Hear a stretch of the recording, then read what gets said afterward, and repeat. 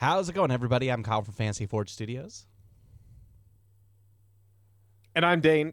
Sorry, I'm doing a go live notification. Go ahead, Kyle. Continue talking while I get that ready. And we are back with the Heroes of the West light card spotlight for the first official set that is released for the Everlast TCG. The area that we're going to be talking about today for the light element, as we had mentioned before, this is based off of the world of Everlast, as you can see here, which is a tabletop RPG of my creation, but it's also a trading card game now. But it's going to be the Knights of Helix, specifically for this set. And so a big chunk of where you will see these guys in the campaign is actually in kind of this region down here. So we've already gone over the Flame cards of Calum. We've gone over the Frost cards of Helix, and so that's more of like the Helix garrison and those that are there that specifically are stationed at the city of Helix. We've talked about the Grimoire of Roinville. Last week we spoke of the electric cards, which are the people of Shiloh, and now we are down kind of in this southern part of the region of New Old Jerulican. Later on in the campaign, you will have a few adventures down here, but it will pertain a lot to specifically the Knights of Helix, and a couple very, very key figures, specifically at Kingsford down here, across the river from Nalzargod. Very, very key figure, which is Prince Hector, the Prince of Helix. And so, with that being the case, we can talk a little bit about how light element creatures play. They're kind of more of your all-around type creature, and they draw from elements of pretty much every set type. And so they're kind of your Swiss Army knife. They're really a good type to tack into other element settings as well. I know a big one, kind of a big focus in this set, is kind of tacking light and frost cards together. You'll see a little bit later why we say that, but they are really good at synergizing with other elements because they kind of draw from other elements as far as like how they work and whatnot. So yeah, they're pretty cool. They also have, so we're going to go ahead and pull up our first card here. They have a weakness to dark type, and they have a resistance to their own type, so light typing. And it's the only two elements that kind of just go back and forth to each other, so they aren't affected at all by any of kind of the four traditional elements of flame, frost, earth, and electric, but they kind of play off a little bit more of like the weaknesses and resistance of the dark and light. So, but Yep. without further ado, Dane, why don't you go ahead and introduce our very first character? Yeah, so as all the other sets from all of the different elements, for Heroes of the West specifically, we have a line of adventures. So where the light cards are focused in this line of adventures is the Scholar class. So it's one of the four classes you can choose, or one of the classes you can choose in the Everlast tabletop RPG when it does come out. You can choose to be a scholar. So we'll talk about the base primary scholar, as well as the four different classes of the scholar that it can promote to, which is pretty cool. So first and foremost, let's talk about, in general, just the adventure scholar primary type. So it is a support type. So again, when you play this card from your hand onto the field, you gain a mana, and you can also turn it and activate it for mana as well. It does have the three cards in the top corner, so you can have three of them in your deck, or three of them onto the field. And then it has 50 HP. So that's actually pretty good for a supporter, a primary supporter. 50 HP is pretty solid. Mm-hmm. Its keywords are humanoid, elf, adventurer, and scholar. And it has a drop ability. So when you play this card from your hand onto the battlefield, Scholar's Codex takes effect. So search your deck for one primary type creature, add it to your hand, and place it onto your battlefield. Shuffle your deck. So again, it allows you to be able to get creatures out pretty quickly. So Yeah, very it's strong. It's really strong for search, especially as a primary type creature. And then that's being able to, it doesn't play off of keywords or anything. A lot of the cards that you will see play off like search your deck for a creature with the elf keyword or the adventure keyword or something like that. It's just one primary type creature and place it onto your battlefield. Really, really strong. And then shuffle your deck. And so hold this in your hand, especially if you don't need the mana immediately. It's great to be able to use it situationally. Yeah, this is going to be, I think, a pretty useful card for the vast majority of decks, not just light decks. But they Mhm. do have Um, a mhm. support action activate, which is support actions are always highlighted in the green activate icon, but it uses combat reference. And so you can forego flipping it, rotating it into the activated position to generate mana, light mana. And instead, you could, at the cost of 1 light mana, use combat reference, which is until the end of the combat round, all mana in your mana pool counts as being any mana type.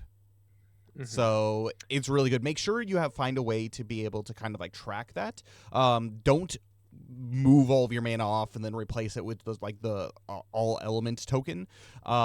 Just make sure it's like until the end of this combat round, I can basically use this for everything. And so again, this is a key card to be able to stick into decks that are multi-element. I think this is going to be one of the base lines, even if you're just using the primary line for your support Mhm. creatures. It's very, very strong. Yeah, and light's pretty good for most things anyway. So you would just generate 1 light mana, and then basically at the cost of that light mana with your primary creature, you can pretty much tech it into any deck. So he gives himself light mana to be able to use his skill, which is nice. So Exactly. pretty cool, pretty solid. And he promotes into the Adventurer Weapon Master. So this is, as you can see, the promoted version of the Adventurer Scholar. He is another character that you can have 3 of, but instead of a support, he becomes an attacker type, and he gains plus 20 HP, so now he's at 70. He has the same keywords as Humanoid Elf Adventure Scholar, and he has the trait Weapon Master. This creature may have up to 2 gear item cards attached to it. So traditionally, you can only have 1 gear item card attached to a creature at a time, and in order to attach another one, you either have to replace the gear item that's on a creature, or you have to it needs to be discarded in some way in order to attach. And so this case, you can have 2 of them, which is really nice, as you can start to stack kind of lots of additional effects onto him. Yeah, super solid. And since he is an attacker type creature, he has the attack activate that you can use in the attack phase. For 3 light mana, charge strike, which is 60 times. So the additional effect is this attack action deals 60 damage times the number of gear item cards attached to it. So you could do up to 120 damage, which is super solid for even for 3 light mana, which is kind of heavy. That's 120. That's pretty cheap if you can get it. It's a little expensive for 60, but pretty cheap for 120. So super Exactly. solid. And the nice thing about it is, especially right now, there's not a ton of cards that discard gear items attached to people. And so once you get the 2 gear items on your adventure, you are pretty much set up to do a consistent 120 damage every turn with it, as long as you can keep him protected. So, yeah. Yep. But that brings us to our next adventurer, which is the next promotion, which is the Starseer. Yeah. So the Starseer is the other attacker of this line. And so instead of doing a weapon master, you could decide to promote your adventure scholar into an adventurer Starseer. So it has the same amount of HP at 7 as the other, and as the weapons master, and it has the same keywords: humanoid, elf, adventurer, scholar. It does have the trait delayed art. So again, when you as long as this creature is active on your battlefield, when you play an art from your hand, flip a coin. On the result of a heads, instead of discarding it, shuffle the art back into your deck. So, especially if you run a deck that's very heavy on arts and you like using arts, it's a pretty solid trait to be able to use. You have the chance to be able to get it back into your deck instead of discarding. So, Yeah, arts are very good. great. They contribute a lot to draw power, and they contribute a lot to kind of just like some extra damage that you could do on the movement phase to your Mhm. opponent's creatures. And so I'm sure that there's going to be some decks that pop up that utilize arts pretty dramatically. And so this is a great card to be able to use for that. But they do have the Mhm. attack activate as well. So again, on the attack phase for the cost of 4 light mana, again, big hefty cost. You have Starfall, which is 10 times. So the effect is flip a coin until you get tails. For each heads, deal 10 damage to all of your opponent's active creatures. You cannot use this attack action during the next combat round. And so Mhm. basically, you pair this up with Kamela, and we also have a few other cards that you might be able to tech in, such as the Fate Weaver or something like that, that allows you to kind of reflip or get like the maximum value of like a fit flip. There's some cards in the future sets that will be able to help with this, where you could just get a huge, potentially huge. It could also do nothing. You could pay for light mana for literally 0 if you get a tails on the first flip. So that's fun. Yep. But if you have Kamala, he's definitely very good late game because you can start building those drink tokens and start using those to reuse the skill. So Reflip, and it's to everyone, and so it's not like, oh, that's 4 mana to like one target. That's kind of like not good. But think of it: if you have a opponent who has all 8 creatures set out on their battlefield, or better yet, if you're facing a Shiloh deck and they have like up to 10 creatures out on their battlefield, you're doing 10 damage to everything on just a flip of 1. And so even if you just hit the 1 heads, that's a ton of damage. That's like 80 to 100 damage that you're doing for full battlefields. Yeah, super solid. But our next adventurer is the Adventurer Loreblade, and so this is the first defender of the line, and that is reflected in the 80 HP as opposed to the 70 of the attacker. It has the humanoid elf adventurer scholar, and he has the drop ability Book and Blade. All of your active, so when you play this creature from your hand onto the battlefield, all of your active light element creatures, not including this card, gain 20 hit points to their maximum hit point total, and so he buffs your light creatures' maximum hit points. So obviously it's not including this card specifically, but if you have like another Scholar Adventure out, they are now sitting at 70 HP or anything like that. If you have like a creature that has 120 HP base, they have 120 HP base. It's a very good just drop effect. And so this is something to note. It's not a trait, and so it's not every creature that you place, that light creature that you place onto your battlefield. It's just all of your light creatures at the moment that it's played onto your battlefield get that effect. So. Yeah, so super good. He also has an attack action, attack activate for 1 light mana. So again, if you don't want to spend 4 light mana, you could spend 1 light mana by having a defender in your deck, by having the lore blade. And this is lessons in lore for 30 damage. So you could forego turning him into the defense position to be able to use this during the attack action. So flip a coin. If the result is a heads, rotate the target into the activated position. So it's especially good if you go first. If you go first in the attack action and you attack first, you can use lessons in lore, not only doing 30 damage but potentially activating a creature too. So that's very useful. And that's pretty good too, because I know the activation is behind a coin flip, but that's a pretty rare ability to have on a defender type creature. And so usually they're good for soaking up damage, but he also has the potential to kind of reduce damage by activating creatures that way. Which brings us into our next creature, the Adventurer Theologian. So this is the 4th and final of the promoted line. Yeah, so he's got 60 HP, so he only has 10 more than the primary base version of the Scholar. However, he still does have the humanoid, elf, adventure, and scholar keywords. He is a support type creature, so again, when you play him onto your adventure scholar, you get a light mana for that.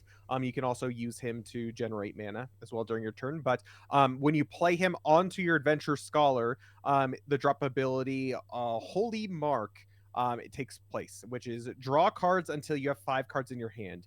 If you only have light element creatures active on your battlefield, draw until you have 7 cards in your hand instead. So it's good if you have a mono light deck, but it's also very, very solid in any other deck situation. So very useful. Yeah, especially with his activate ability as well.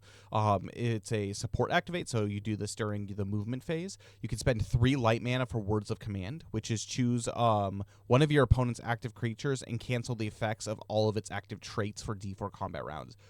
This is really good. There are some cards that become really strong because of their active trait, whether it's the trait aggressive, which allows you to attack before anybody attacks during the attack phase. You can just choose to turn that off for D4 combat rounds. And so at minimum, this combat round, at maximum, up to 4 combat rounds, which if it's at 4 combat rounds, that pretty much cripples the card for the time being. And so it is kind of a hefty cost, but turning off a creature's trait is super duper strong. As far as that goes. And so, yeah, as Dana had mentioned earlier with the Holy Mark, it's great for mono decks, but this is also really good for pretty much any deck. There are very few cards Mhm. that actually have the ability to just turn off trades. So yeah, it's Yeah. good, but that is the adventure line for the Scholar in the light deck. Cool, cool. Go ahead and remove these, and then now we're I gonna I start. do want to say really quick, Kyle, if you don't mind checking your see if you are doing okay as far as your stream goes, because it's on my end very, very, very, very slow and hitchy. So I do see that. even after refreshing, so I do have that. I am recording it locally too, so we should be Mhm, good as far as that mhm. goes. So I'll probably just send that over to you afterwards. Perfect. Cool. All right. Our next, though, moving into the more light cards, we have Aelfric, the Knight Commander. He is one of the primary NPCs that you and your adventuring party will encounter during your adventures in the Great Peninsula, specifically in the kind of that later part, as I had mentioned, in kind of like this plains area of Helix. But Aelfric, he is a defender type, and he is thick. He obviously he can only have one of him on your battlefield at a time. He is a captain, humanoid, human, knight, and helix keywords, defender 100 hit points, and he has the haste drop ability. So when you place this creature from your hand onto your battlefield, place this creature onto your battlefield in the unactivated position, which is awesome, meaning you can use him turn one. Yep. And we've seen a couple creatures with haste at this point, so this is another example of a creature that has haste, which is cool. So if you decide to forego putting him into the defense position on the attack phase, you can use his activate commanding strike for 2 light mana. It does 50 damage. It has the additional effect. Flip a coin. If the result is a heads, choose one of your active creatures with the Helix keyword, and it gains the double strike trait until the end of the next combat round. So again, this is where we're seeing more keywords come into effect, the helix keyword. So as Kyle had explained earlier on in the stream, light and frost synergize really, really well, because there's a lot of cards in the frost element of the set that also have the helix keyword. So by having frost cards included, you get the double strike. So Mhm. pretty strong. Very good. Yep, double strike, essentially what it is when you have activated for an attack action, it stays in the unactivated position once, and so basically you can attack up to 2 times, which double strike is pretty self-explanatory. So if you have the mana, you can just go crazy as far as that goes with one of your other helix creatures. So, yep, that's Aelfric, Knight Commander, and he promotes into our first EX hero of the Light Elements, which is Aelfric, Knight Commander EX.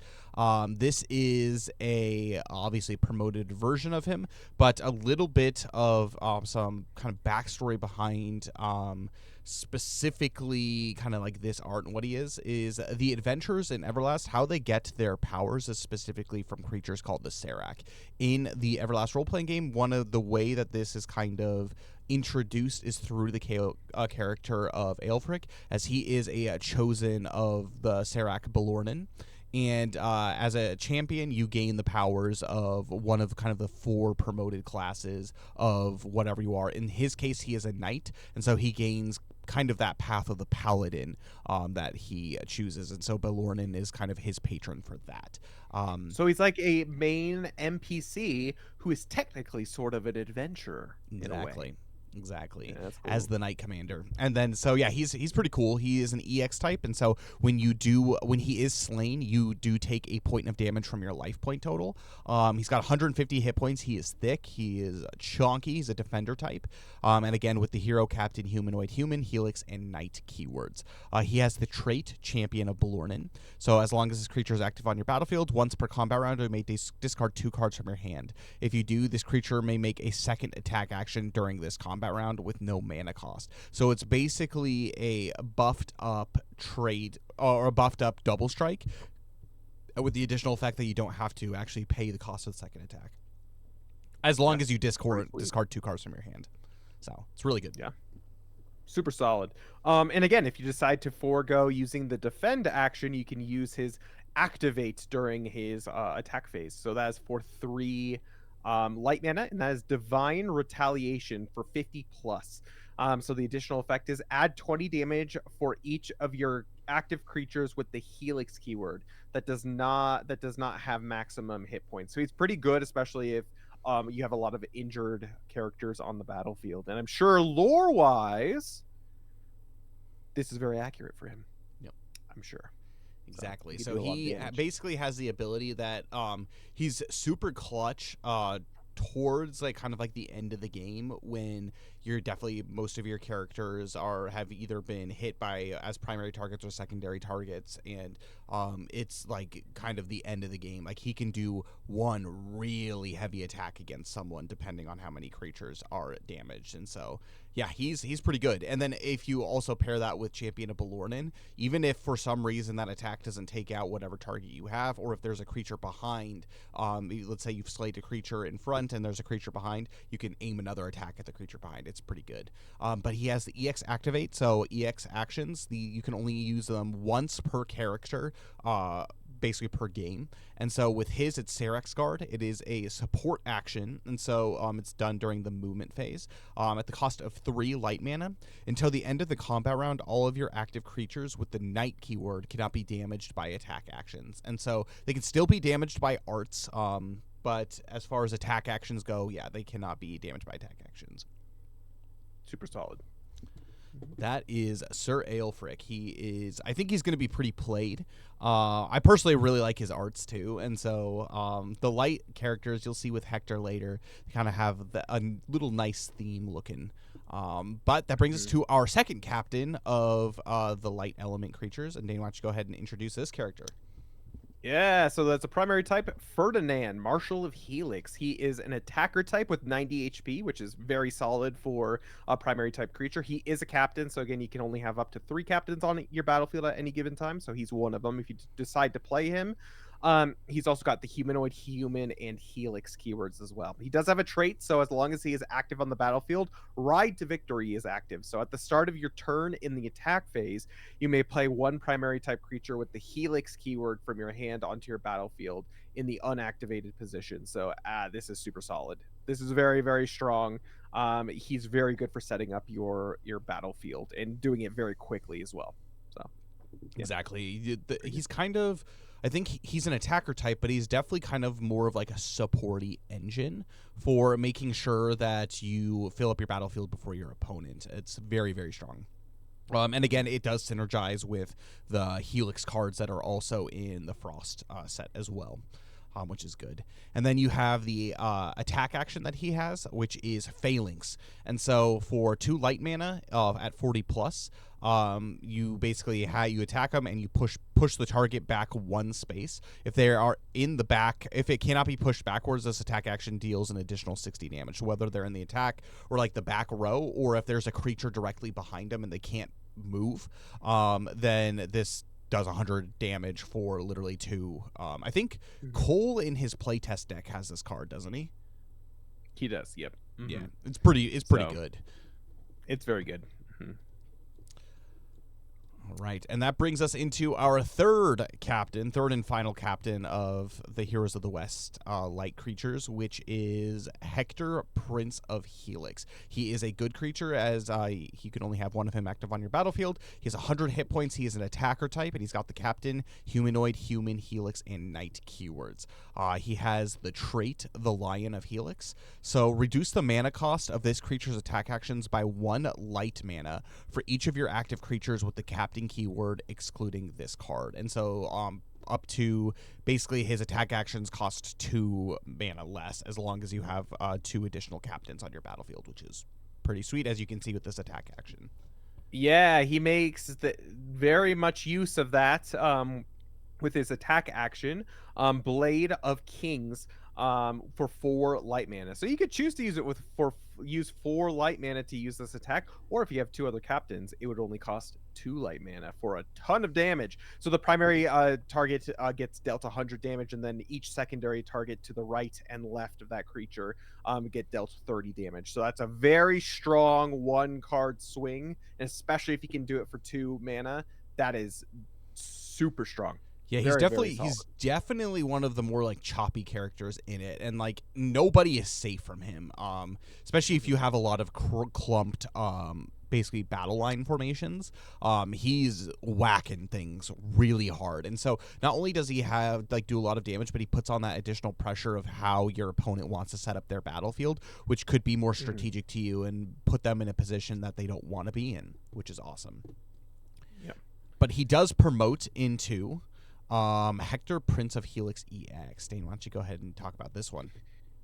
Yeah, so as being another EX creature, if he does happen to get removed from the battlefield, he gets you take a life point. So just be careful with him. He does have 140 HP, which is quite a lot. So he's still pretty solid, especially for an attacker type. 140 HP is pretty good.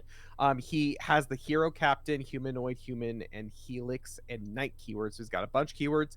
And as long as he is active on the battlefield, he has the Lion of Helix still active. So I believe it's the same thing, right? Yep, So it's the exact same thing. reduce the mana cost of this creature's attack actions by one electric light mana for each of your active creatures with the captain keyword, excluding this card. So very solid.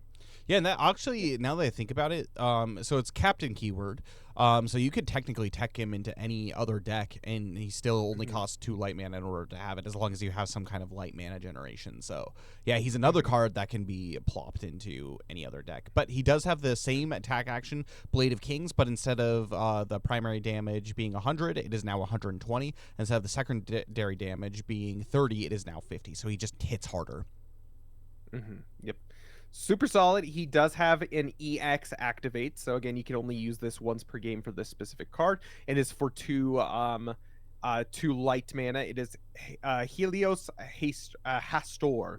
And it is an attack action, so you would use it on your attack phase. So choose up to 2 of your opponent's active non-EX creatures as the targets of this attack and slay them. So very solid, especially if you've got some really thick, chunky dudes on the other side who aren't EX creatures.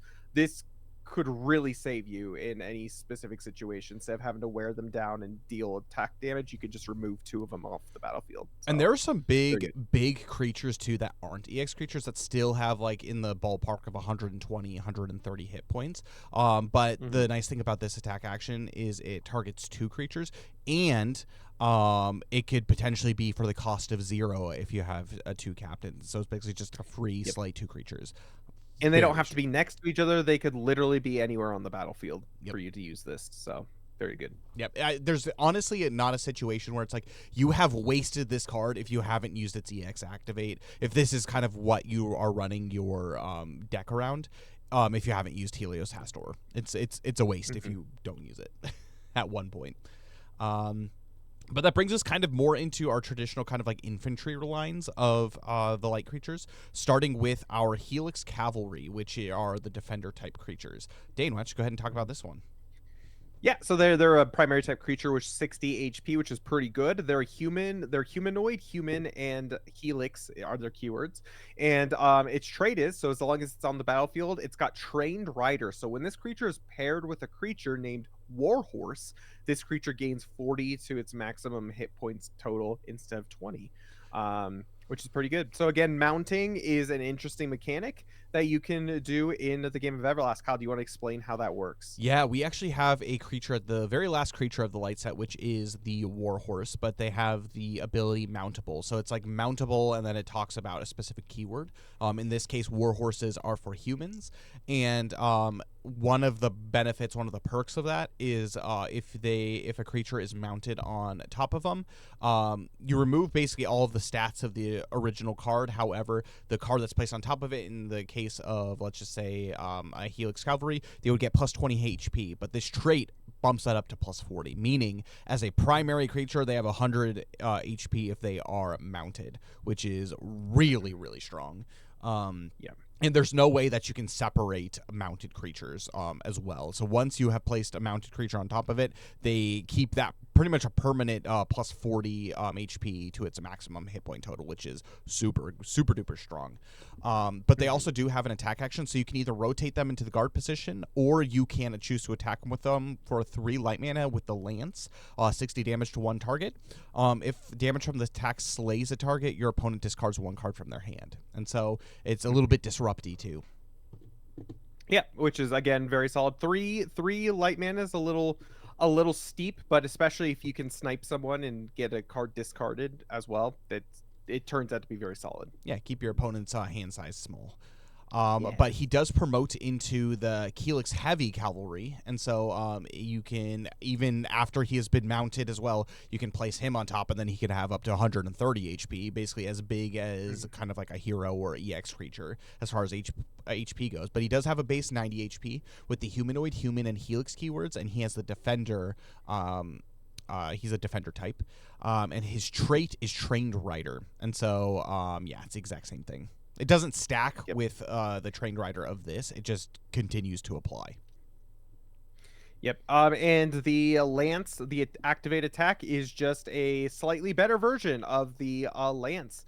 So of the lance from the primary version. So instead of 60 damage, it does 70, but it has the same exact bill or effect. So again, you want to snipe with this and potentially discard cards from your opponent's hand. So bigger, chunkier version of just the regular cavalry. Also, don't get me wrong. You may be like, oh, that's not really worth it to use 3 mana for the attack. He's a defender, so he's also there to plug up the holes with that high HP. So yep, exactly.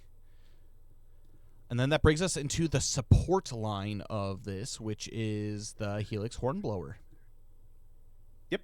And they're super solid. So again, they've got 50 HP as a primary, and they are a support creature. They've got the humanoid, human, and Helix keywords. So when you play these cards from your hand onto the battlefield, Warhorn takes effect. So this drop ability states, choose one of your opponent's active creatures in the unactivated position and rotate it into the activated position. So again, it's very good for disrupting your opponent's battlefield by potentially turning off creatures from being able to attack during the attack phase, or even your other opponent's support creatures. You could turn them into the activated position, or you can activate them and they won't gain any mana from it. So it's pretty good. Yeah, it's really good. Pretty And then solid. that promotes into the Helix Standard Bearer. And so with this first one, he does only have a drop ability, so once he's placed on your battlefield, he's pretty much only good for generating mana at this point. But when you promote him into the Helix Standard Bearer, he actually does get a support action. But he does have 10 more HP. He's 60 HP. He has a humanoid, human, and Helix keywords. He's a support creature, as mentioned, and he has the trait Battle Standard. So all of your active creatures with the Helix keyword within one space of this creature gain an additional 10 damage to their attack actions against their primary target creature. And so as long as this creature is on that battlefield, your guys are doing more damage, your Helix guys. And so again, really good for a Helix deck, whether it's a mono light or a frost and light deck. Yeah, and it's a trait, so it doesn't cost anything. Even better. So crowd him with all kinds of guys, and do lots of damage. Also, so that's again within one space of this creature. You can actually stack as well. So you can have 3 of them on your battlefield. You can have up to 3, meaning if you spread them out, you could even potentially buff your creatures up to plus 30 for their attack action. So they're really nice. And yeah, if you decide to forego activating him to generate light mana, you could choose to spend 1 light mana during the movement phase to rally the troops. So you may search your deck for a creature and add it to your hand, shuffle your deck. So again, it's very good for searching for what you need in your deck, especially because in the game of Everlast, it's pretty dangerous if you start running out of creatures to draw from your deck. Like that's how a lot of people lose this game, is by not being able to draw creatures from this deck. So any ability to be able to just search through your deck and grab them is pretty good. And for 1 light mana, that's solid. You're not spending a lot to get something very useful. And it could be for a primary creature to play, or if you have been looking all over your deck for trying to like draw for one specific like promotion card, whether it's your main EX or whatever, like this allows you to just go search for that, and also to shuffle your deck. It's always good to have the opportunity to shuffle your deck too. Yeah, there's a lot of cards where it's like search for a primary creature, but that one doesn't specify. You could search for any creature, which is nice. And that brings us to our Helix Knight, which is the main attacker line. And so they are primary. You can have up to 3 of them on your battlefield at a time. And they have 60 hit points with the humanoid, human, Helix, and Knight keywords, and they are attacker types. So Knights are cool because there are a lot of cards that kind of synergize with Knights as well. And so always make sure to check to see if your regular infantry units have like a Knight keyword or something like that. But he does have the trait Elite Warrior. So while he is active on your battlefield, if you have creatures of at least 2 different element types active on your battlefield, this creature gains an additional 20 damage to its attack actions. So even this can actually be paired with the standard bearer, and you could get plus 50 potentially if you have 3 standard bearers within one space of him. But yeah, he can hit really hard. Especially for a primary type creature, and especially if you're running like multiple elements. It's super solid in multiple elements deck. Like we had mentioned, there is a lot of synergy specifically with the frost element, because there's a lot of Helix creature cards in there, and there's a lot of additional effects that take place based off of the Helix keyword. So especially at least for Heroes of the West, I think there's going to be a lot of frost and light type decks. But he does have the activate for 2 light mana for broadsword, just a general 60 damage to 1 creature, which for 2 light mana, that's pretty good. But then again, if you're running a dual type deck or more, you could do 80 damage for 2 mana. And then again, if you have standard barriers out there, you could do more on top of it. So it's actually pretty cheap damage. So pretty exactly good. Yeah. And he promotes into the Helix Champion. Cool. Yeah, and the Helix Champion, again, he's got 80 HP, so 20 more HP than the primary version. He is an attacker type. He's a humanoid, human, Helix, and Knight. So again, he still has that Knight keyword. And as long as he is active on your battlefield, Elite Warrior is active. So if you have creatures of at least 2 different element types, it's the same exact thing. You on your battlefield, this creature does an additional 20 damage to its attack actions. So. Yep. But for 2 light mana for his attack action for 100 damage, that's crazy. And you can also even plop him down on top of a what's it called? A mount as well, which we will see our next and last card. And then he has 100 HP. He does 100 damage. Like he's doing a lot for what he can do. So yeah, these guys are really good. Your primary damage vehicles for sure in the light set. And then you have finally the Warhorse, which is a defender type creature. He is a mount, and so he's got 70 HP, which is a lot for a mount. He is armored, and he's got the beast, horse, and mount keywords. And he has the trait mountable humans. So you can play a primary type creature with the human keyword on top of this card to create a paired creature. When paired, the creature adopts the stats and abilities of the topmost creature card, but additionally gains the charge trait and an additional 20 hit points to its maximum hit point total. This pairing cannot be separated, and both cards are discarded if the paired creature is slain. So you'll see this trait pop up a lot. For a bunch of different things. They're basically all mounts, but for good and bad and evil creatures. There are mounts that you'll be able to see as well. We've seen this ability actually before in the flame element on the Riding Wolf. And so the Riding Wolf is a flame wolf creature that fell creatures, so orcs and goblins can ride on top of. However, just a quick reminder as far as like what the charge trait does. And so while a creature is mounted, they gain the ability to move 1 additional space. And so whether it's an attacker type, they can move 3 spaces during your turn in the movement phase, or if they are a defender or support, they can move up to 2 spaces, which gives a lot more maneuverability as well. So, and he can also hold his own if you just want him to sit him down to block for a turn. Even if he drops down to 10 HP, as long as you mount someone on top of him, it almost doesn't matter. It's like a 60 damage sponge that you can kind of use for free, as long as you pair someone with him. Yep, and you can also just in the attack phase use hoof attack and hit him for 1 light mana for 30. So it's still damage. So especially if you hit attack life points, like this is a super solid card if you're hitting life points, as just opposed have to random horses running around on your battlefield targeting life points. Yep. The danger. Yep. Yeah, So exactly. So it could be very strong that way because it doesn't matter how much damage you deal. If you deal damage and you hit the life points, what really matters is the amount of mana that's used for it, right? exactly.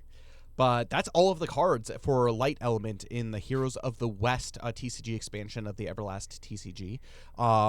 Make sure to stay tuned